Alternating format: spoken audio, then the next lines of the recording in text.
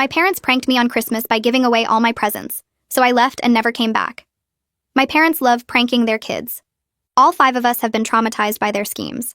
I've told them repeatedly these aren't pranks, they're harmful experiences that damage mental health. They never listen. I turned 18 this year. Got valedictorian.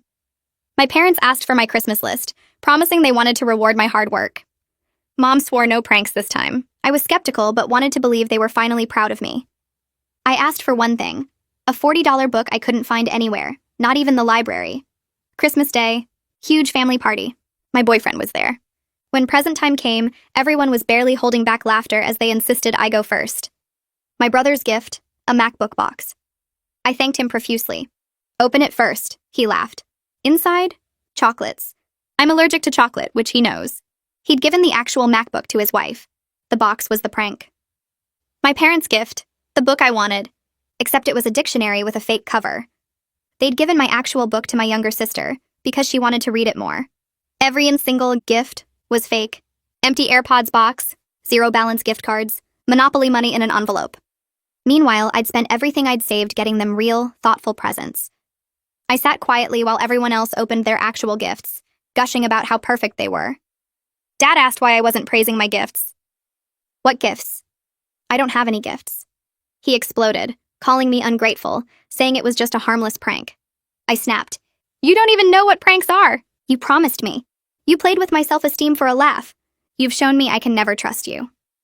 They called me entitled for ruining Christmas. I ran upstairs, packed everything essential, asked my boyfriend if I could stay with him. As we left, my family tried physically blocking me, demanding I apologize for spoiling their mood. The hypocrisy. My boyfriend took me to his parents' house instead. They welcomed me warmly, gave me a real dinner, real presents, including the book I'd wanted. When we got to his apartment, I completely broke down. I'd been shown my value to my family, less than a joke. I blocked them all. 2 weeks later, they're calling me a spoiled brat on social media, saying I'm doing this for attention and money. My brother harasses my boyfriend in public. They posted that I'm having a tantrum and will come to my senses. I called my mother one last time. You don't care about me. You only want me back so you have someone to prank. You gave away my presents to make me watch others be happy while I suffered. I'm done. Find someone else to be your entertainment. She started apologizing frantically, then slipped. We can wait for your apology when you come to your senses. Still expecting me to apologize, still lying, still manipulating. I hung up and blocked them forever. But here's what they don't know yet. My boyfriend proposed last night. His family is throwing us an engagement party next week. My future in-laws are already calling me daughter. They've shown me more love in 2 weeks than my biological family did in 18 years. My parents are about to learn from social media that not only am I never coming back, but I'm building a real family with people who actually love me.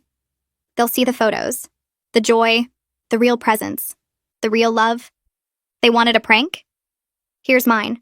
They lost their daughter forever over a $40 book. And unlike their pranks, this one's permanent. The engagement announcement goes live tomorrow. Let's see who's laughing then. I woke up with sunlight cutting through the blinds, and my first thought was checking if the ring was still there. It was. Silver band, small diamond, sitting on my left hand like proof that last night actually happened. My boyfriend was still asleep next to me, breathing steady and calm, and I just stared at the ring for probably 5 minutes straight. Part of me felt this huge wave of happiness, like my chest might explode from it. The other part felt sick to my stomach with guilt, because my family was out there somewhere posting lies about me, and I was here getting engaged like their cruelty didn't matter. My phone sat on the nightstand buzzing every few seconds. I grabbed it and saw 63 notifications. Most were from my family's social media posts, my relatives commenting on their lies, strangers who didn't know me taking their side. I didn't open a single one. I just turned the phone face down and decided that today I was choosing happiness over their poison. They could scream into the void all they wanted. I wasn't listening anymore. My boyfriend woke up around 9 and found me still staring at the ring. He kissed my forehead and asked if I was okay, and I told him I was scared and happy at the same time, which didn't make sense but was true. He got up and started making breakfast while I sat at the tiny kitchen table watching him crack eggs into a pan. We talked about the engagement announcement going live that afternoon, and I realized my hands were shaking so bad I had to sit on them.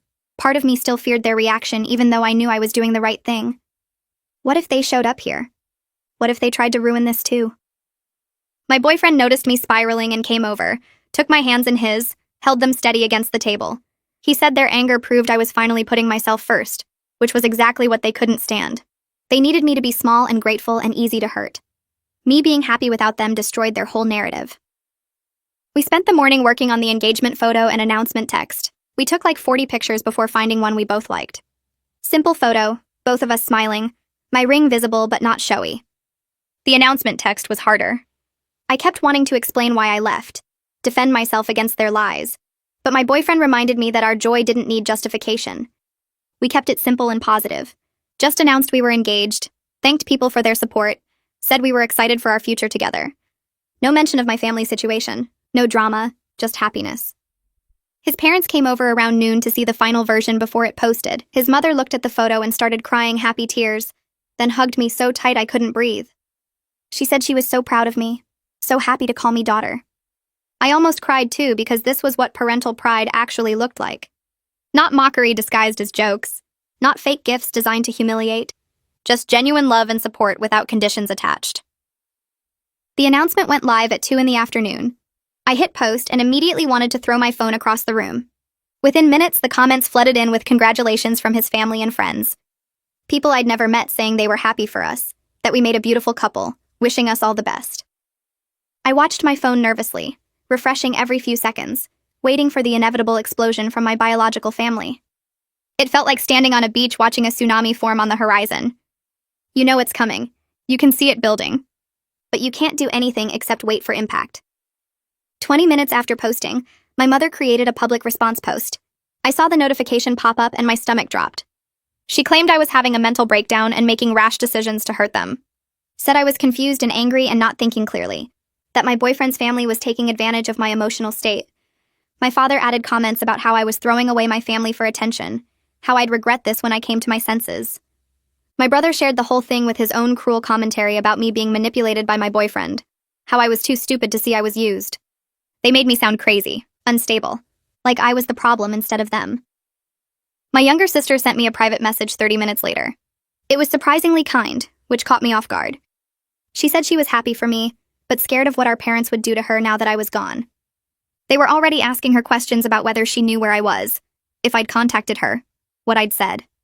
She was terrified of becoming their new target. I felt guilty for leaving her behind, this crushing weight in my chest that made it hard to breathe. But I also knew I couldn't save her until I saved myself first. You can't rescue someone from a burning building when you're still on fire. I sent her resources for teen support hotlines, websites for kids dealing with abusive families, told her to save money secretly, and make a plan for when she turned 18. I promised I'd help her when that time came. It wasn't enough, but it was all I could offer right now. Viviana Novikov commented on my engagement post an hour after it went live. I hadn't talked to her since graduation, but we'd been friends in high school before I started pulling away from everyone. She wrote this long public comment defending me and calling out my family's abusive behavior. Said she'd always known something was wrong with how they treated me, that she'd seen the signs but didn't know how to help. She was proud I finally got out and wished me nothing but happiness. Then she messaged me privately saying basically the same thing but more personal, that she remembered all the times I'd show up to the school looking exhausted or upset and make excuses. How my family always made mean jokes about me in front of my friends. She'd wanted to say something back then but didn't know if it was her place. Now she was saying it. My family was cruel, and I deserved better. My boyfriend's extended family rallied around us online over the next few hours. His aunts and uncles and cousins flooded the comments with support, drowning out my biological family's attacks.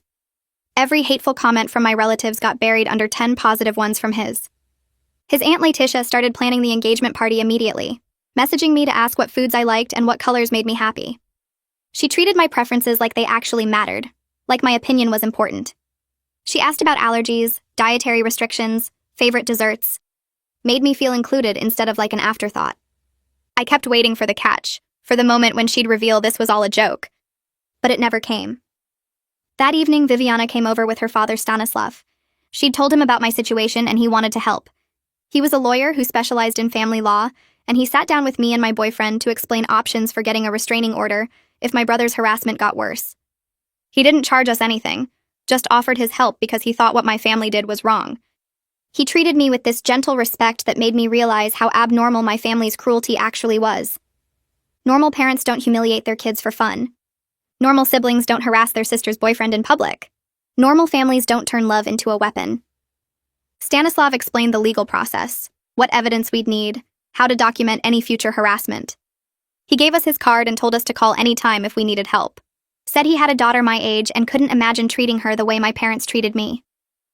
I had my first therapy appointment the next morning with a counselor who specialized in family trauma.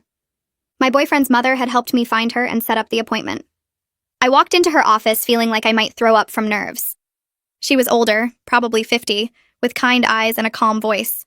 She asked me to tell her what brought me in, and I started explaining the Christmas incident. I made it through maybe 2 minutes before I started crying. Then I couldn't stop. I cried so hard I couldn't breathe right, couldn't get words out. She just sat there and waited, didn't rush me or tell me to calm down. When I finally got the whole story out, she said something that made everything crack open inside my chest. She said what happened wasn't a prank, but deliberate emotional abuse designed to break me down. That my family had systematically destroyed my self-worth for years using humiliation disguised as humor. That leaving was the healthiest thing I could have done. Hearing a professional say that, someone trained to understand these things, made me realize I wasn't crazy or oversensitive or ungrateful. I was a survivor of abuse, and I'd just taken the first step toward healing. 3 days after the engagement announcement went live, my boyfriend came home from work looking shaken. His hands were trembling when he put his keys on the counter. I asked what happened, and he told me my brother had shown up in the parking lot at his job. Just appeared out of nowhere while my boyfriend was walking to his car after his shift. My brother started yelling loud enough that people in the building could hear through the windows, called my boyfriend a predator who stole me away from my family, said he was manipulating me and turning me against everyone who loved me. My boyfriend's coworkers came outside when they heard the shouting. His boss stood in the doorway watching the whole thing. My brother kept screaming about how my boyfriend had brainwashed an 18-year-old girl and isolated her from her family. He was making a scene on purpose, trying to make my boyfriend look like some kind of monster in front of his coworkers. Security from the building next door came over and told my brother to leave. He finally got in his car, but not before shouting that this wasn't over. My boyfriend's boss pulled him aside after and told him he needed to file a police report, said this was harassment and it happened on company property where other employees witnessed it. His boss was worried about safety and liability. We called Stanislav that afternoon and he met us at the police station 2 hours later. The officer who took our report was this older guy with gray hair who looked tired. He wrote down everything my boyfriend said about the parking lot incident, asked if there had been other harassment. We told him about the social media posts, the messages, the previous confrontations. Stanislav had printed out screenshots of everything my family had posted online. The threats, the attacks, the lies they were spreading. The officer looked through all of it and nodded like he'd seen this before. He said families who lose control over someone often escalate their behavior, that we should document every single contact attempt from here on out. Every message, every phone call, every time they showed up somewhere. He said if the harassment continued, we'd have enough evidence for a restraining order. Filing that police report felt weird. Empowering because someone official was finally taking this seriously and documenting that my family was dangerous. But also scary because I was officially saying my own family was a threat, making it real and permanent in a way that couldn't be undone. The officer gave us a case number and told us to call immediately if anyone from my family contacted us again. Stanislav walked us out to the parking lot after. He said we did the right thing and that documentation was our best protection. That abusive families rely on their victims being too scared or guilty to involve authorities. By filing the report, we were taking away their power. That week, my phone rang with a number I didn't recognize. I almost didn't answer because I figured it was another family member calling from someone else's phone. But something made me pick up. The voice on the other end was my maternal grandfather, Rainer. I hadn't talked to him in months, maybe longer. He started by saying he was sorry. Sorry for not protecting me from his daughter's cruelty all these years. He said he'd been enabling her behavior out of what he called misplaced loyalty. That watching her attack me publicly on social media finally opened his eyes to how bad things had gotten. I didn't know what to say. His apology felt like it came 30 years too late. Where was he when I was a kid getting pranked until I cried? Where was he every Christmas when my parents humiliated me in front of everyone? I told him I appreciated the call, but I didn't know if I could trust it. He said he understood, that he'd failed me as a grandfather, and he wanted to make it right somehow. He asked if there was anything he could do to help me build my new life. I said I didn't know, and I needed time to think. We hung up, and I sat there staring at my phone, feeling confused and angry and sad all at once. Rainer called back 3 days later. This time he had a specific offer. He wanted to pay for my college tuition as an apology, said he had money saved and nothing would make him happier than investing it in my education. I felt torn in half. Part of me wanted to refuse out of pride. I didn't want anything from anyone in my biological family. Didn't want to owe them or give them any claim over my future. But the practical part of me knew I needed help. College was expensive and I was starting from nothing. I told him I needed to talk to my therapist about it. He said to take all the time I needed. My therapist and I spent a whole session talking through the offer. She helped me understand that accepting support wasn't weakness. That if Rainer genuinely wanted to make amends, letting him contribute to my future was actually fair. He'd stood by and watched his daughter abuse me for years. The least he could do was help me recover from it. She also helped me see that I could accept his help with clear boundaries. I didn't have to let him back into my life emotionally just because he paid for school. I could take the practical support while keeping my distance. I called Rainer back and told him I'd accept his offer, but with conditions. He couldn't use the money to control me or demand access to my life. He couldn't tell my mother or anyone else in the family about helping me. And if he violated my boundaries even once, the deal was off. He agreed to everything without arguing. Said he just wanted to help and expected nothing in return. The next weekend, my boyfriend's cousin Callista took me shopping for engagement party clothes. I'd met her at family dinners and she was always nice, but this was the first time we hung out alone. She drove us to the mall and we walked through department stores looking at dresses. I kept gravitating toward plain, boring clothes in neutral colors. Things that wouldn't draw attention. Callista kept pulling out brighter options and holding them up to me. She'd say things like, "This color would look amazing with your skin tone," or "This style would really suit you." We went into a dressing room with a pile of options. I tried on this navy blue dress that Callista had picked out. It fit perfectly and actually looked good. I stared at myself in the mirror and suddenly couldn't breathe. My chest got tight and my vision went blurry. I was having a panic attack right there in the dressing room because I realized I was allowed to pick something I actually liked. My whole life, choosing things I wanted had been dangerous. My preferences were ammunition for pranks and mockery. Asking for what I liked meant setting myself up for disappointment. Callista heard me struggling to breathe and came into the dressing room. She didn't freak out or make it weird, just sat down on the floor next to me and stayed there until I could breathe normally again. She didn't ask a bunch of questions or make me explain. When I finally calmed down, she helped me find a dress that made me feel beautiful instead of invisible. A deep green one that I actually loved. She never once made me feel broken or crazy for having a panic attack over a dress. Back at the apartment, Letitia called to talk about engagement party plans.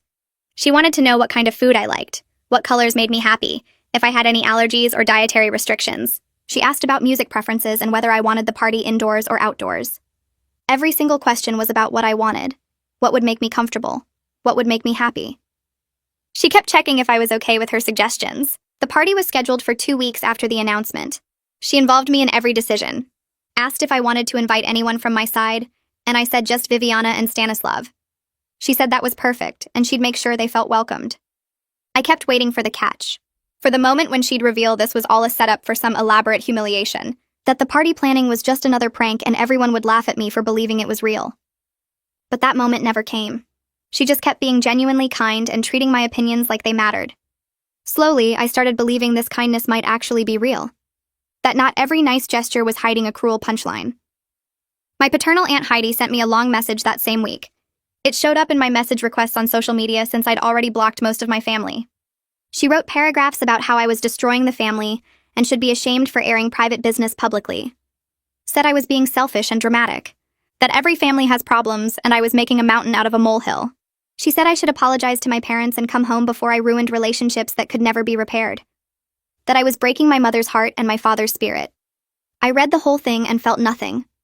Just this blank emptiness where guilt and shame used to live. I blocked her without responding. My therapist had been teaching me that not every attack deserves my energy. That some people are so deep in the toxic system they can't see the truth even when it's right in front of them. Heidi had watched my parents torment me for years and never said a word. Now she was mad because I finally fought back. I didn't owe her an explanation or a response. Stanislav helped me start the process of getting my important documents from my parents' house. I needed my birth certificate, social security card, medical records, and other paperwork to enroll in college and handle adult responsibilities. He explained my legal rights as an 18-year-old adult. My parents had no right to keep my documents from me. We drafted a formal letter requesting the documents and giving them 10 days to comply. If they refused, we'd involve the police and potentially take legal action. Stanislav made everything sound simple and straightforward, like this was just basic legal procedure and not me going to war with my own parents. The letter was professional and cold.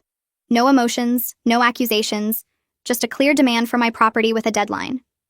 We sent it certified mail so they couldn't claim they never received it. Stanislav said we'd wait out the 10 days and see how they responded. He seemed confident they'd either comply or dig themselves deeper into legal trouble. My parents responded to the legal letter exactly how I expected. Not by sending my documents, but by posting on social media. They claimed I was brainwashed by my boyfriend's family and threatened to sue for defamation. Said I was spreading lies about them and destroying their reputation. That they'd given me everything and I was repaying them with betrayal and false accusations. They tagged me in the post even though I'd blocked them, so their friends could see it. Stanislav actually laughed when I showed him the post. He said they had no legal grounds for a defamation suit. That truth is an absolute defense against defamation, and everything I'd said about them was documented fact. He explained that their desperation to maintain control was showing. That threatening legal action they couldn't follow through on meant they were running out of options. He said this was actually good for us because it showed their true nature to anyone still defending them. We were winning, he told me. Not in a way that felt good, but in a way that mattered. I applied to 3 local universities with Rayner's promised tuition support backing me up. I focused on programs that started in the fall semester, giving me a few months to get settled. My high school transcripts were strong since I'd been valedictorian. I wrote application essays about overcoming adversity without going into specific details about my family. The applications asked about my goals, and I wrote about wanting to help other people escape toxic situations. About understanding trauma from the inside, and wanting to use that knowledge to make a difference. All 3 schools accepted me within 2 weeks. I got the acceptance emails and just stared at my laptop screen, not quite believing it was real. I had options. Real choices about my future that nobody could take away or turn into a joke. Choosing where to go felt massive, like the first real decision I'd ever made for myself. Not what my parents wanted, not what would avoid punishment, just what I actually wanted for my own life. I picked the school with the best psychology program and the most resources for students. Submitted my enrollment confirmation and paid the deposit with money from my coffee shop job. It was official. I was going to college in the fall and nobody in my biological family had any say in it. My younger sister called me 3 nights after I submitted my enrollment confirmation. Her number flashed on my screen at 11 p.m. and I almost didn't answer because I was scared of what she'd say. But I picked up and heard her crying so hard she couldn't form words at first. I waited while she gasped and hiccuped and finally choked out that Mom and Dad were taking everything out on her now that I was gone. They pranked her constantly, worse than before, like they needed someone to torture and she was the only target left. She asked if she could come stay with me, and I felt my chest crack open because I wanted to save her, but I was barely keeping myself together. I told her about the teen crisis hotline again, wrote down the number slowly so she could copy it. I promised I'd help her the day she turned 18, that we'd have a plan ready and she could escape just like I did. But right now, I had to focus on my own healing, or I'd drown trying to rescue her. She cried harder and said she understood, but I could hear the betrayal in her voice. I hung up and stared at the wall for an hour, feeling like the worst sister alive. The week before the engagement party, a message request popped up on my social media from an account I didn't recognize. The profile had no photo and only 3 friends, and the name was just random letters and numbers. I opened it and saw paragraphs about how my mother was dying of cancer and wanted to see me one last time before it was too late. The messages begged me to come home, said Mom was too proud to reach out directly, but she was wasting away thinking about our broken relationship. I felt sick reading it, that familiar pull of guilt and obligation trying to drag me back. But something felt wrong about the timing and the desperation. I took screenshots and brought them to my next therapy session 2 days later. My therapist looked at the messages and asked me questions about my mother's health history and whether anyone else in the family had mentioned cancer. I realized nobody had said anything, not even in their angry social media posts calling me ungrateful. My therapist explained this was a classic manipulation tactic called hoovering, where abusers fake emergencies to pull their victims back into contact. We blocked the account together during the session while she watched, and she reminded me that real medical emergencies get communicated through proper channels, not through fake anonymous accounts. I felt stupid for almost falling for it, but also relieved that I'd learned to question instead of just obeying. Ted showed up at our apartment the following Saturday with a leather folder and a laptop. He was my boyfriend's uncle, a financial advisor who'd offered to help us plan for our future. He sat at our kitchen table and opened spreadsheets that showed different budget categories and explained how to track income and expenses. He taught me about building credit by getting a secured card and paying it off every month. He showed me compound interest calculations and retirement accounts and all these practical life skills my parents never bothered sharing. They'd kept me ignorant on purpose, I realized, so I'd always need them and never feel capable of surviving alone. Ted treated me like a smart adult who could understand complex concepts, asked my opinion on financial goals, and praised my questions instead of mocking them. He spent 3 hours with us and never once made me feel stupid or childish. When he left, I sat with my boyfriend and admitted how much my family's constant mockery had damaged my confidence in my own intelligence. I'd been valedictorian but still felt dumb because they'd convinced me my achievements didn't matter. I applied for a job at the coffee shop 2 blocks from campus the next Monday. The manager interviewed me right there, asked about my availability and whether I had customer service experience. I admitted I'd never had a real job before, and she smiled and said everyone starts somewhere. She hired me on the spot and scheduled my training shifts for that week. Learning to work the espresso machine and memorize drink orders felt overwhelming at first, but my manager was patient and kind while teaching me. She corrected my mistakes gently and celebrated when I got things right. Making my own money felt powerful in a way I didn't expect, like I was proving I could survive without my family's resources or approval. My first paycheck was only $200, but I stared at it like it was $1 million because I'd earned it myself. Every shift I worked was evidence that I was capable and independent and didn't need them. 3 days before the engagement party, building security called our apartment at 7 in the evening. The guard said my father and brother were in the lobby demanding to see me and refusing to leave. My boyfriend pulled up the security camera feed on his phone, and we watched them yelling and gesturing at the guard. My father's face was red, and my brother kept pointing at the elevator like he was going to force his way up. The guard stayed calm and professional, explaining they weren't on the approved visitor list and needed to leave the property. My brother shoved the desk, and my father started threatening legal action. We watched the guard pick up his phone and call the police while keeping his body between them and the elevator. My boyfriend added the security footage to our documentation file, the growing collection of evidence showing my family's harassment pattern. We stayed safely inside our apartment while the situation played out 4 floors below. The police arrived within 10 minutes, and I watched from our window as 2 officers approached my father and brother in the parking lot. The officers talked to them for several minutes while my father gestured wildly, and my brother crossed his arms looking furious. One officer walked over to the security guard and took notes while the guard explained what happened. Then both officers returned to my father and brother, and I could see them delivering some kind of warning. The officers pointed at their patrol car and then at my father and brother, making it clear they were serious. My father's shoulders slumped and my brother kicked at the ground, but they both walked to their car and drove away. The security guard called our apartment and explained the police had warned them about harassment and trespassing. One more incident would result in arrests. Instead of feeling guilty like I used to, I felt relieved that someone with authority was finally protecting me from them. They couldn't just show up and intimidate me anymore. There were consequences now. My therapy session the next day focused on managing the guilt I felt about the engagement party. I kept thinking about my sister at home suffering while I celebrated, and it made me want to cancel everything. My therapist asked me directly if my healing caused my sister's pain or if my parents' abuse caused it. I knew the answer, but saying it out loud was hard. She explained that I couldn't set myself on fire to keep others warm, that sacrificing my own recovery wouldn't save my sister. The best thing I could do was heal myself and be strong enough to help her when she was ready to leave. She reminded me that my parents had choices and they chose cruelty, that their behavior wasn't my responsibility to fix. I left the session feeling less guilty but still sad, understanding that some situations don't have solutions that make everyone okay. Sometimes you just have to save yourself first. The night before the engagement party, I had nightmares about my family crashing it and ruining everything. I dreamed they showed up and started pranking all the guests, turning the whole celebration into a joke at my expense. I dreamed my boyfriend's family laughed along with them and I was alone again with nowhere to go. I woke up crying into my boyfriend's shoulder at 3 a.m, my heart racing and my hands shaking. He held me and reminded me that his entire family would be there protecting us, that security knew not to let my parents in, that I wasn't alone anymore. He stroked my hair and told me about all the people who loved me and wanted to celebrate our engagement. His voice was steady and calm, and eventually I fell back asleep feeling safer than I ever did in my childhood home. When I woke up again at 8, sunlight was coming through the window and my boyfriend was still holding me. The engagement party day arrived and Callista and Letitia showed up at 9 to help me get ready. They brought makeup and hair supplies and turned our bathroom into a preparation station. Callista did my hair while Letitia picked out my dress and jewelry, both of them chatting and laughing like this was the most fun they'd had in weeks.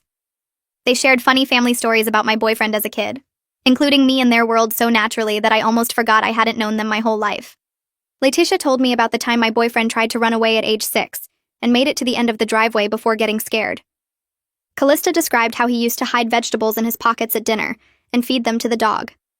They treated the preparation like a celebration instead of a chore, making me feel beautiful and wanted instead of invisible and mocked. The party was beautiful, held in my boyfriend's parents' backyard with string lights and flowers and a table full of food that people actually wanted me to enjoy. White and yellow lights hung between the trees and created this warm glow as the sun started setting. Tables covered in real cloth had centerpieces made of roses and baby's breath. The food table stretched along the back fence with pasta and salads and fruits and desserts, all of it real and meant for eating instead of some cruel joke. Extended family members arrived and hugged me warmly, introducing themselves and asking about my plans for college. My boyfriend's grandmother pulled me aside and told embarrassing stories about him as a kid, treating me like I already belonged in their family history. His cousins asked about my major and my job and acted genuinely interested in my answers. Every person there made me feel welcomed and valued, like my presence mattered and my happiness was something worth celebrating. Halfway through the party, my boyfriend's father stood up and clinked his glass with a spoon to get everyone's attention. The conversations died down and people turned toward him, and I felt my stomach tighten because I wasn't used to being the center of attention in good ways. He cleared his throat and looked directly at me with this expression that was so warm it made my chest hurt. He started talking about how proud he was to officially welcome me into their family, and his voice cracked halfway through the sentence. He said he'd watched me over the past few weeks and seen how strong and kind I was despite everything I'd been through. He called me his daughter, and tears started running down my face before I could stop them. These weren't the scared tears or angry tears I'd cried my whole life. These were different, lighter somehow, like something heavy was lifting off my shoulders. Everyone raised their glasses and cheered, and his wife came over to hug me while I tried to wipe my face. My boyfriend squeezed my hand and whispered that I deserved this, that I deserved to be loved without conditions. I looked around at all these people smiling at me with genuine happiness, not the cruel anticipation of a punchline, and something in my brain finally started to believe I might actually be worth something. We moved to the cake table after the toast, and someone handed me a knife to cut the first slice. My boyfriend stood next to me with his hand over mine on the knife handle, and we cut through the white frosting together. Everyone clapped and took photos, and I kept waiting for someone to shove my face into the cake or turn it into a joke. But nobody did. They just celebrated normally, like decent people who respected boundaries. We fed each other small bites of cake, and everyone cheered again, and it was so simple and kind that I felt tears threatening again. My boyfriend's grandmother came over and told me about their family tradition of keeping the top layer of the wedding cake for the first anniversary. She said it like my future with them was certain and planned for, like I was already part of their history. I watched people eating cake and laughing and including me in their conversations, and my brain kept trying to find the trick or the trap. But there wasn't one. This was just what normal families did. They celebrated without cruelty. They showed love without conditions. They included people without making them earn it through humiliation. I stood there holding my plate of cake and realized my entire childhood had been so twisted that basic human kindness felt shocking. Viviana found me near the dessert table and pulled me aside toward the back fence where it was quieter. She had this excited look on her face and told me she had good news. She'd spent the past week reporting all my family's harassment posts to the social media platforms for targeted harassment and cyberbullying. She showed me her phone where several of my parents' accounts had temporary suspensions for violating community guidelines. Requested Reads is on Spotify now. Check out link in the description or comments. My brother's main account was suspended for 30 days. My father's account had a warning. She'd documented everything they posted about me and submitted it with explanations about the harassment campaign. I stared at her phone, feeling this weird sense of victory mixed with exhaustion. It wasn't going to stop them permanently, but it slowed them down. It made their attacks harder to spread. It showed that someone besides me thought their behavior was wrong. Viviana hugged me and said she wished she'd stood up for me back in high school when she first noticed how cruel my family was. I told her she was standing up for me now, and that mattered. We walked back to the party together, and I felt a little bit lighter knowing that my family's ability to attack me publicly had been reduced, even temporarily. Small victories still counted as victories. That night, after everyone left, I sat on my boyfriend's couch scrolling through photos from the party that people had posted online. My boyfriend was in the kitchen cleaning up, and I could hear him humming while he washed dishes. I looked at photo after photo of myself smiling. Not the fake smile I'd learned to perform for my family's cameras before they revealed the punchline. Real smiles. My eyes were bright and my shoulders were relaxed, and I looked genuinely happy in every single picture. My boyfriend came over and sat next to me, looking at the photos over my shoulder. He said he'd never seen me smile this much, and I realized he was right. I'd spent 18 years in survival mode, performing whatever role would get me through the day with minimal damage. I'd smiled when expected, but never from actual joy. I'd laughed at their pranks to avoid being called a bad sport. I'd pretended everything was fine to keep the peace. But today I'd smiled because I was actually happy, surrounded by people who wanted me to be happy. The difference was so obvious in the photos that it made me sad for the girl I used to be, the one who never got to experience joy without fear. My boyfriend kissed my forehead and said this was just the beginning, that I'd have thousands more days of real happiness. I leaned against him and kept scrolling through the photos, saving my favorites and feeling grateful that someone had documented proof of what genuine love looked like. The Monday after the party, I drove to the university I'd chosen and found the admissions office. The campus was bigger than I expected, with old brick buildings and students walking between classes looking stressed about finals. I checked in at the front desk and waited for my academic advisor appointment, feeling nervous about being treated like I was stupid or wasting everyone's time. The advisor called me back to her office and shook my hand with this firm, professional grip. She pulled up my file on her computer and immediately started talking about my valedictorian status with excitement. She said students like me were exactly who they wanted on campus, and she started pulling up course catalogs to plan my fall schedule. She asked what I wanted to study and listened to my answers without interrupting or mocking. She suggested challenging courses that would push me but not overwhelm me as a freshman. She talked about my intelligence like it was an asset instead of something to punish or hide. I signed up for biology, calculus, English composition, and psychology, feeling this growing excitement about actually learning without fear. She printed out my schedule and handed it to me with a smile, telling me she expected great things from me. I walked out of her office holding that paper like it was proof I deserved to be there, that my brain wasn't something to mock, but something to develop and celebrate. My phone buzzed that afternoon with a message from my younger sister. She'd found photos from the engagement party posted online by my boyfriend's family members. She said I looked peaceful and happy and she was glad I got out. Then she admitted something that made my stomach hurt. She was saving money secretly to leave when she turned 18. She had a notebook hidden in her room where she tracked every dollar from her part-time job. She was planning her escape the same way I'd planned mine. I sat in my car in the university parking lot reading her messages and feeling this complicated mix of pride and guilt. Pride that she was smart enough to plan ahead. Guilt that I'd left her behind to face our parents' cruelty alone. I messaged her back immediately, promising I'd help her when the time came. I told her to keep saving, to keep planning, to stay strong for one more year. I said I'd have a place for her to stay and resources to help her start over. I was throwing her a lifeline backward through time, giving her the support system I'd wished someone had given me. She sent back a heart emoji and told me she loved me, and I realized we were both survivors now, just at different stages of escape. I started attending a support group for people who'd gone no contact with abusive families on Thursday evenings at a community center downtown. The first meeting was terrifying because I had to admit out loud that my family was abusive, that I wasn't overreacting or being dramatic. There were 8 people in the circle, ranging from early 20s to late 50s. Everyone shared their stories and I heard patterns that matched my own experience. The love bombing followed by cruelty. The gaslighting that made us question our own memories. The public humiliation disguised as jokes. The family members who enabled the abuse by staying silent. When it was my turn, I talked about the Christmas incident and leaving home, and people nodded like they understood completely. A woman in her 40s told me she wished she'd left at 18 like I did, instead of wasting 20 more years trying to earn love from people incapable of giving it. She said she'd finally cut contact at 38 and spent the past 5 years rebuilding her sense of self. Her words hit me hard because I realized I could have become her, stuck in that cycle for decades if I hadn't gotten out now. After the meeting, several people gave me their phone numbers and told me to call if I needed support. I drove home feeling less alone, understanding that my experience wasn't unique or my fault, that there were other people who'd survived similar families and built good lives anyway. My boyfriend and I spent Saturday apartment hunting for a place that would be ours together instead of just his. We looked at 5 different apartments near campus, and I surprised myself by having opinions about what I wanted. I wanted windows that let in natural light. I wanted a kitchen big enough to actually cook in. I wanted a second bedroom we could use as an office.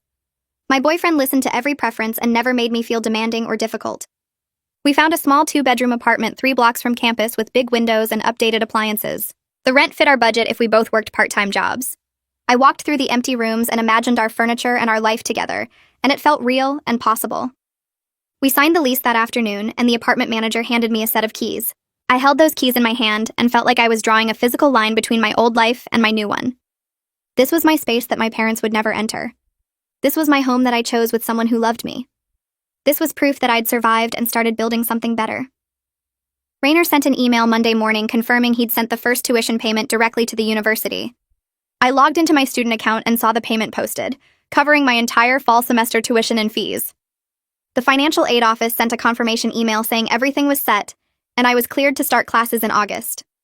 I wrote Rainer a thank you message that was polite but had clear boundaries about contact frequency. I said I appreciated his support but needed space to heal, and I'd reach out when I was ready for more communication. He responded within an hour saying he understood and respected my boundaries, and he'd wait to hear from me on my timeline. The fact that he actually respected my boundaries without argument or guilt trips made me cautiously hopeful that maybe one biological family connection could be healthy. It was more respect than my parents had ever shown me in 18 years. I saved his email in a folder and felt grateful that at least one person from my blood family was trying to make amends in a genuine way. My mother made one final attempt to contact me through my university email address on Wednesday. The message was long and dramatic, claiming she'd changed and realized how wrong she'd been. She begged for another chance to prove she could be a better mother. She said she'd been thinking about everything I said and understood now how much she'd hurt me. The message was almost convincing until the last paragraph, where she mentioned how much she missed having me around for family events. Not how much she missed me as a person, but how much she missed my presence at their gatherings. I forwarded the entire email to my therapist without responding to my mother. We discussed it in our next session, and my therapist explained how abusers often escalate their tactics when old ones stop working. They cycle through anger, bargaining, and fake remorse, trying to find what will get their victim to come back. She said the fact that my mother contacted me through my university email after I'd blocked everything else showed she was escalating, not changing. Real change would mean respecting my boundaries and leaving me alone. I left that session feeling validated in my decision to maintain no contact, understanding that some people apologize not because they're sorry, but because they want access to keep hurting you. I logged into my university email settings the next morning and created filters blocking anyone not already in my contacts. Then I walked across campus to the security office, where a woman with kind eyes listened to my explanation about my family's harassment pattern. She typed notes into her computer while I talked, nodding occasionally, and when I finished, she pulled up my student account and added flags that would alert campus police if my parents or siblings showed up looking for me. She printed out a form for me to sign authorizing security to intervene if they appeared on campus, and I signed it feeling both protected and sad that I needed this level of protection from my own family. The security officer handed me her direct phone number and told me to call immediately if I spotted any of them near campus buildings. Walking back to the apartment, I felt lighter knowing the university took my safety seriously, instead of dismissing my concerns as family drama. Moving day arrived on a Saturday morning, and my boyfriend's family showed up at his old apartment at 8 with a rental truck and endless energy. His mother brought 3 bags of groceries and immediately started organizing our kitchen, while his father and uncle carried furniture down 3 flights of stairs. Callista helped me pack boxes in the bedroom, carefully wrapping dishes in newspaper and labeling everything with colored markers. His cousin brought a toolkit and spent 2 hours assembling our bed frame, while his aunt cleaned the bathroom in our new place before we even moved our stuff in. I stood in the middle of the chaos watching everyone work together without complaining or expecting thanks, and something clicked in my brain about what family actually meant.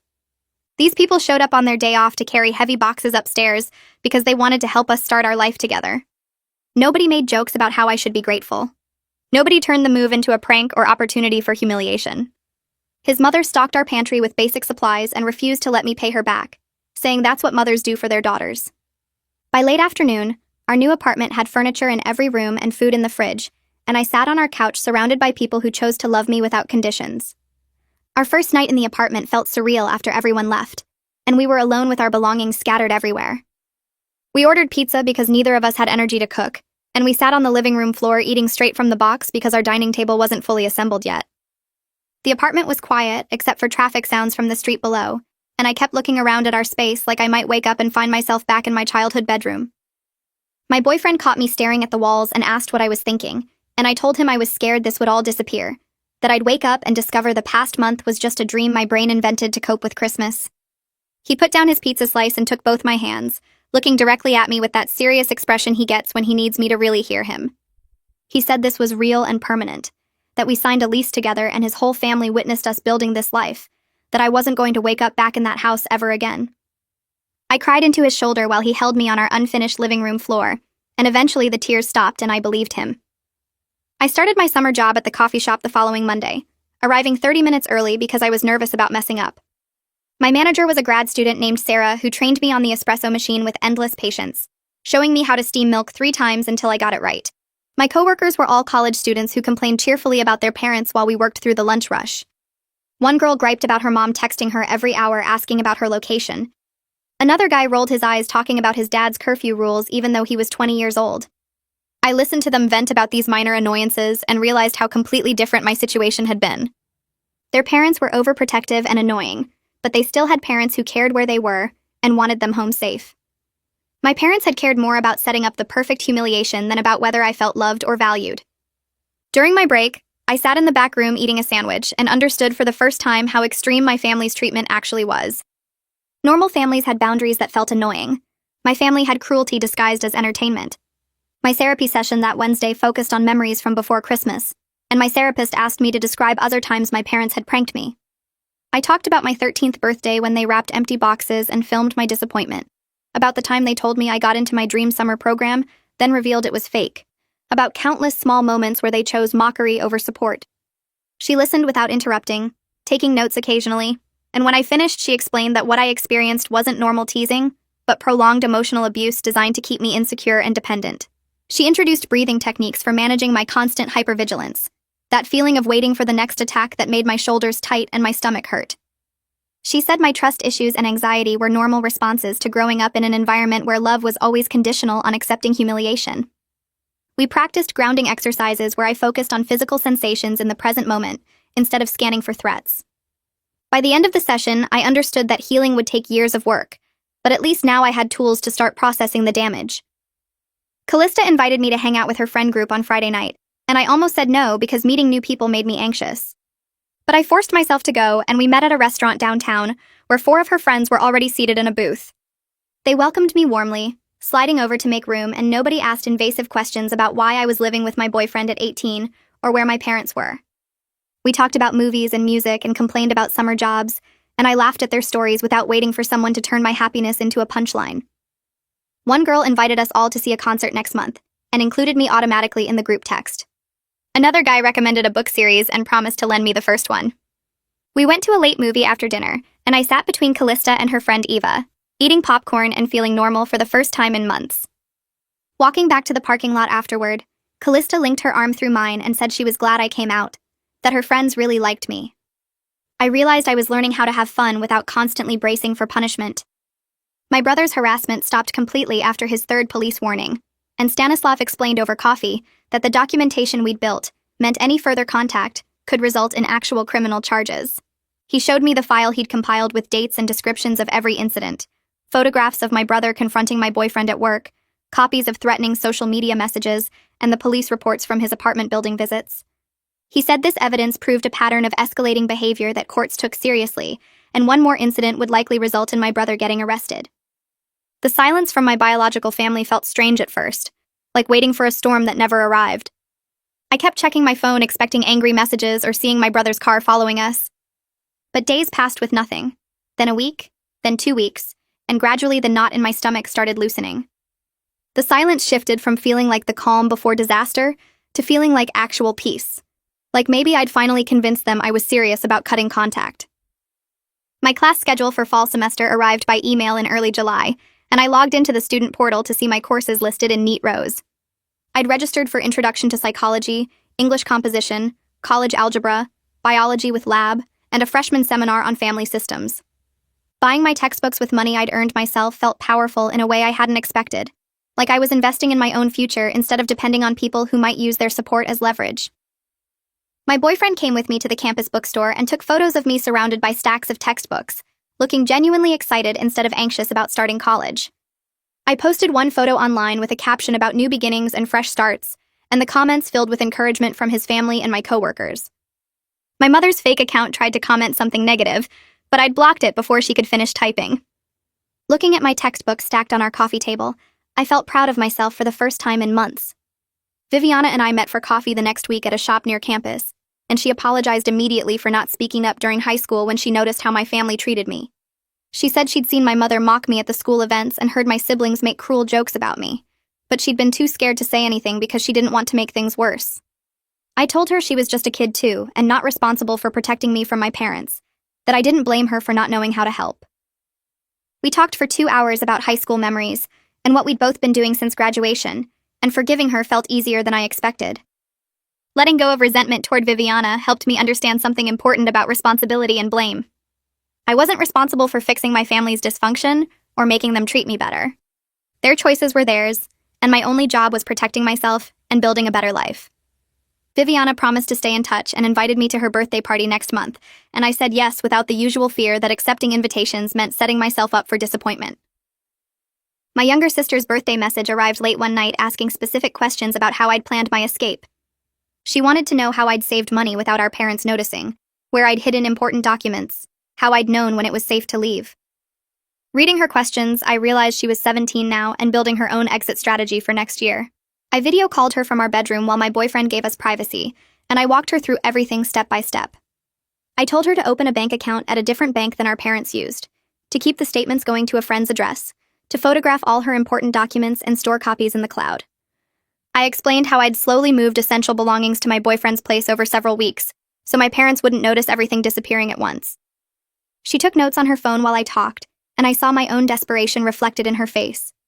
I promised to help her when she turned 18, that she could stay with us if she needed to, that she wouldn't have to face this alone like I did. Becoming the older sibling I'd needed but never had felt like turning my pain into something useful, like maybe surviving my family's cruelty meant I could help her survive too. I'd helped my younger sister plan her escape, becoming the older sibling I'd needed but never had, and that act of protection helped me understand that surviving my family's cruelty meant I could help her survive too. The university sent an email about freshman orientation 3 weeks before classes started, and I registered immediately, putting my boyfriend's name down as my guest since he'd be starting graduate classes at the same school. Walking onto campus felt different from I'd expected. Not scary, but exciting, like I was finally allowed to want things for myself without waiting for punishment. My boyfriend held my hand as we toured the student center and library, stopping to take photos in front of the big fountain where students threw pennies and made wishes. I threw one in and wished for the courage to keep moving forward instead of backward, and when I told him what I'd wished for, he kissed my forehead and said I already had that courage. The orientation leader showed us the psychology building where most of my classes would be, and I felt this weird pride looking at the classrooms and thinking about studying there. My therapist had asked during our last session how I felt about starting college, and I'd admitted I felt excited instead of terrified, which she said was a significant marker of healing progress. The feeling stayed with me all day during orientation, this sense that my future belonged to me now instead of being something my family could take away as a joke. We grabbed lunch at the campus cafeteria, and I tried not to think about how my parents had promised to help with college costs before Christmas, how that promise had been just another setup for disappointment. My boyfriend's parents had offered to cover my meal plan as an early wedding gift, and I'd accepted without the usual panic that accepting help meant owing someone my dignity. After orientation ended, we walked back to our apartment, and I felt tired but good, like I'd accomplished something real just by showing up and believing I deserved to be there. That night, I opened my laptop and started writing a letter to my younger sister, typing out everything I wished someone had told me about healing from family trauma. I explained how the guilt would try to convince her she was wrong for leaving, how our parents would use every manipulation tactic to make her doubt herself, how the freedom would feel scary at first because she'd spent 17 years learning that safety meant staying small and quiet. I wrote about therapy and how finding the right counselor took time, about setting boundaries and how people who loved you would respect them instead of treating them like challenges to overcome. The letter grew longer as I kept typing. Paragraphs about anger being healthy and protective instead of something shameful, about how she didn't owe our parents forgiveness or reconciliation just because they were family. I saved it in a folder labeled For Sister, without sending it yet, wanting to give her the roadmap I'd had to draw myself in the dark, but knowing she needed to be ready to receive it. Writing everything down helped me see how far I'd come since Christmas, how I'd gone from completely broken to building an actual life, and I hoped reading it someday would help her believe escape was possible. My boyfriend found me crying at the laptop and sat down next to me, reading over my shoulder until he understood what I was writing. He wrapped his arms around me, and we sat there quietly for a while before he said something that surprised me. He suggested we set a wedding date for next summer after my freshman year, giving us time to save money and plan properly instead of rushing because we were scared or desperate. The idea of planning something that far ahead felt strange, like I was allowed to assume good things would still be happening to me a year from now. His parents had already offered to help with wedding costs, and this time I said yes without the defensive panic that usually came with accepting support. My therapist had been working with me on understanding that accepting love and support didn't make me weak or indebted, that healthy relationships involved mutual care instead of one person always owing the other. We spent the rest of the evening looking at wedding venues online, nothing fancy but places that felt like us, and I realized I was planning a future instead of just surviving the present. The shift felt huge even though it was just looking at pictures of gardens and small reception halls because I was choosing what I wanted instead of preparing for what would be taken away. My manager at the coffee shop pulled me aside during my shift the next week to tell me I'd completed my summer job training successfully. She said I was promoted to shift supervisor because I was a natural leader who made customers feel welcomed, and the compliment hit me so hard I had to excuse myself to cry in the back room. I'd spent 18 years being told I was stupid and worthless, that my accomplishments were jokes, and my efforts were things to mock, and hearing genuine praise felt almost painful because I didn't know how to process it. My coworker found me and asked if I was okay, and I tried explaining that I wasn't used to praise. That wasn't followed by a punchline or humiliation. She hugged me and said I deserved every good thing that happened to me, that she'd noticed how hard I worked and how kind I was to difficult customers, and her words made me cry harder because they were true instead of traps. The promotion came with a small raise that would help with wedding savings, but more than that, it proved I could succeed when people weren't actively sabotaging me. I went home that night and told my boyfriend about the promotion, and he celebrated like I'd won a major award instead of just getting a shift supervisor position at a coffee shop. His genuine excitement reminded me that normal families celebrated each other's wins instead of turning them into competitions or jokes. My therapy session that week brought a breakthrough I hadn't expected when my therapist asked how I felt about my family now. I'd been saying I felt hurt and sad, using the safe emotions that made me seem like a good person, but she pushed me to go deeper. Finally, I admitted I was angry at them, furious actually, and saying it out loud felt like breaking a rule I'd followed my whole life. She helped me understand that anger was healthy and protective, that being mad at people who hurt you wasn't the same as being a bad person, and we practiced expressing anger in safe ways. I yelled into a pillow about the Christmas incident, about every prank and humiliation and moment they'd made me feel worthless, and afterward I felt lighter instead of guilty. My therapist explained that I'd been taught to suppress anger because angry people fought back, and my family needed me compliant and easy to hurt. Learning to access my anger meant I was starting to feel less like a victim, and more like a survivor who fought back, and that shift changed something fundamental in how I saw myself. Walking out of that session, I felt taller somehow, like I'd reclaimed space I'd been taught to give away. Rainer called me a few days later asking if he could attend some of my university events, specifically the freshman orientation ceremony in August. I almost said no automatically, but something made me pause and consider whether having one biological family connection might be healthy if the boundaries were clear. I agreed to let him come with explicit rules about behavior and emotional expectations, explaining that I wasn't ready for deep family reconciliation, but I could handle his presence at public events. He accepted the boundaries without argument or guilt trips, promising to show up on time and behave respectfully, and I felt cautiously optimistic about having one biological family member who might actually respect my needs. The orientation ceremony arrived 2 weeks later, and Rainer showed up exactly when he said he would, sitting quietly in the audience and clapping when my name was called. He didn't try to force hugs or emotional conversations afterward, just congratulated me simply, and asked if he could take one photo together. His restraint felt genuine instead of manipulative, like he understood he'd lost the right to unlimited access, and was grateful for whatever connection I'd allow. We took the photo and he left without drama, and I realized having him there hadn't ruined anything, which made me think maybe some family relationships could be salvaged if people were willing to do the actual work of respecting boundaries. I joined a campus club for first-generation college students during the first week of classes, looking for people who might understand what it meant to overcome family obstacles to pursue education. The first meeting had about 20 students, and we went around sharing why we'd joined, and when my turn came, I gave the basic version of my story about leaving an abusive family situation to start college. Several people nodded like they recognized parts of their own experiences in mine, and after the meeting, 3 different students came up to tell me my story inspired them to set firmer boundaries with their own difficult families. One girl said she'd been feeling guilty about limiting contact with her mother, but hearing me talk about choosing my own well-being helped her see that protecting yourself wasn't selfish. Sharing my story in that safe space helped me realize how far I'd come since Christmas, how I'd gone from completely shattered to functioning well enough to inspire others. The club became a weekly anchor where I could be honest about the hard parts of healing without judgment, and making friends who understood family trauma meant I didn't have to explain why certain things triggered me or why I flinched at unexpected kindness. My boyfriend suggested we start premarital counseling even though we weren't getting married for another year, saying he wanted to build healthy communication patterns from the start. I agreed immediately because I knew my family had taught me terrible relationship habits, and I didn't want to bring that damage into our marriage. The counselor we found specialized in helping couples build strong foundations, and our first session focused on communication styles and conflict resolution. She praised our emotional honesty with each other, saying we were doing the hard work that many couples avoided until problems became crises, and her validation made me feel proud instead of broken. We practiced having difficult conversations about money and family and future plans, learning how to disagree without attacking each other or shutting down.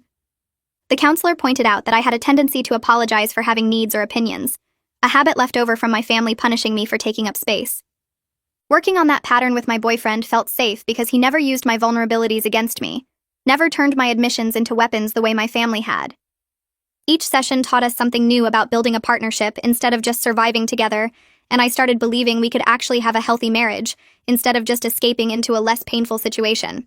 I declared my major in psychology with a focus on family systems during my academic advising appointment, wanting to understand the dynamics that had damaged me and maybe help others escape similar situations. My academic advisor listened to my reasons for choosing this path and said my personal experience would make me an empathetic and effective counselor someday, turning my pain into purpose. She helped me map out the required courses and suggested I consider research opportunities studying family trauma and resilience, and talking about my future career made it feel real instead of just a fantasy. I'd spent so long believing I was stupid and incapable because my family had mocked every achievement, but sitting in that advising office planning my psychology degree proved they'd been wrong about me. The advisor mentioned that many students who'd experienced family trauma went into helping professions, that surviving difficult childhoods often created people who understood suffering and wanted to prevent it in others. Choosing this major felt like taking ownership of my story instead of just being a victim of it, like I was deciding that everything I'd survived would mean something beyond just my own pain. Fall semester started and I threw myself into my classes with an intensity that surprised me, discovering I was actually brilliant when I wasn't being sabotaged and mocked. My introduction to psychology professor praised my essay on family systems theory, saying I had an intuitive understanding of complex dynamics that usually took students years to develop. I made the dean's list my first semester with a grade average that would have made my parents proud if they'd been capable of pride instead of jealousy. My boyfriend's family celebrated like it was a major holiday when I showed them my grades, his mother baking a special cake and his father giving a toast about my accomplishments. They threw a small dinner party to honor my academic success, inviting extended family who congratulated me without any jokes or pranks or suggestions that I didn't really deserve it. Sitting at that table surrounded by people who genuinely celebrated my achievements instead of punishing them, I finally understood what family was supposed to be. The contrast between this celebration and how my biological family had treated my valedictorian status made me angry all over again, but this time the anger felt clean and justified instead of shameful. I'd proven that I could thrive when people stopped actively trying to break me down, and my success felt like the best possible revenge against everyone who told me I was worthless. My younger sister's message came through at 11:47 p.m. on her 18th birthday. 3 words that made my hands shake. I'm leaving tonight. I called her immediately and walked her through everything while my boyfriend grabbed his keys and headed for the door. I told her to pack only what she could carry in one backpack, to grab her documents if she could find them, to leave her phone behind if our parents paid for it because they could track it. She whispered answers between shaky breaths, and I heard our mother's voice in the background asking who she was talking to, heard my sister lie smoothly about a friend calling to wish her happy birthday. My boyfriend texted me updates as he drove, and I stayed on the phone with my sister, keeping her calm while she waited in her room with the lights off and her backpack ready. 20 minutes felt like 20 hours before my boyfriend texted that he was parked 2 houses down, and I told my sister to go now, right now, don't look back. She hung up and I sat on our couch staring at my phone screen, remembering the terror of my own escape, praying she'd make it out before anyone stopped her. 15 minutes passed before my boyfriend called to say she was in the car, and they were driving away, and I started crying with relief I hadn't known I was holding in. They arrived at our apartment 40 minutes later, and when my sister walked through the door with her single backpack, and eyes full of fear, I pulled her into the tightest hug and promised her she was safe now, that we both survived, and she would too. She broke down sobbing against my shoulder, and I held her while she shook, thinking about how I'd wished someone had been there to catch me when I fell. We spent the next morning helping my sister enroll in community college for the spring semester, filling out paperwork in the admissions office while she kept glancing at the door like our parents might burst through it. The admissions counselor was patient and kind, explaining financial aid options and helping my sister pick classes that would transfer to a 4-year school later. I got her a job application at my coffee shop that same afternoon, and my manager hired her on the spot after I vouched for her work ethic. My sister slept on our couch for 3 months while saving money from her paychecks, and watching her slowly relax into safety felt like watching myself heal all over again. She stopped flinching when doors opened unexpectedly, started laughing at jokes without checking if anyone was mocking her, began making plans for her future instead of just surviving each day. Having her in our apartment made the space feel like the family home I'd always wanted but never had, where people supported each other instead of tearing each other down for entertainment. She'd wake up some mornings looking confused about where she was, then remember she was safe and smile with this relief that made my chest ache. We'd have breakfast together before our shifts at the coffee shop, talking about her classes and my wedding plans and all the normal things sisters should get to discuss. My boyfriend never complained about the cramped space or the extra person, just welcomed her like she'd always been part of our household.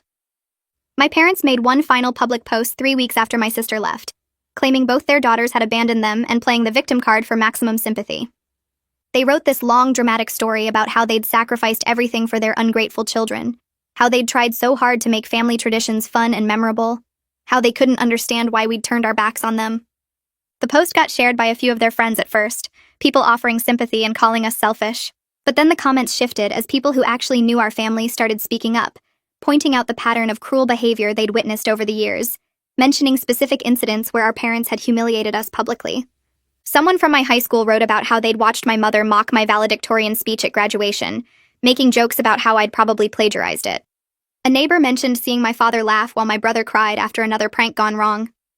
The supportive comments for my parents got buried under people calling out their toxic behavior, and Viviana screenshot the whole thread and sent it to me with a message saying the truth was finally louder than their lies. I read through every comment with my sister sitting beside me, both of us crying as we realized public opinion had shifted because people were finally seeing what we'd lived through for years. My parents deleted the post 6 hours after putting it up, but the screenshots lived forever, proof that their version of events wasn't fooling anyone anymore. A year after that terrible Christmas, I'm planning my wedding with my chosen family while helping my sister build her independent life and starting my sophomore year with a strong grade average and clear career goals. My sister moved into her own studio apartment last month, decorating it with furniture from thrift stores and plants she's learning to keep alive, visiting us twice a week for dinner and game nights. She's dating someone from her college classes who treats her with respect and patience, and watching her experience healthy love makes me grateful we both escaped before the damage became permanent. I'm taking upper-level psychology courses now, learning about family systems and trauma responses and all the theories that explain why our parents behaved the way they did, turning my pain into knowledge that might help other people someday. My boyfriend's mother asks me yesterday what I want for Christmas this year, and I tell her I already have everything I needed. A family who loves me without conditions and the freedom to become who I was always meant to be. Well, that's another emotional roller coaster that probably didn't need to happen. If you're still here, I'm both impressed and a little worried. Go ahead and subscribe, you've already proven your dedication.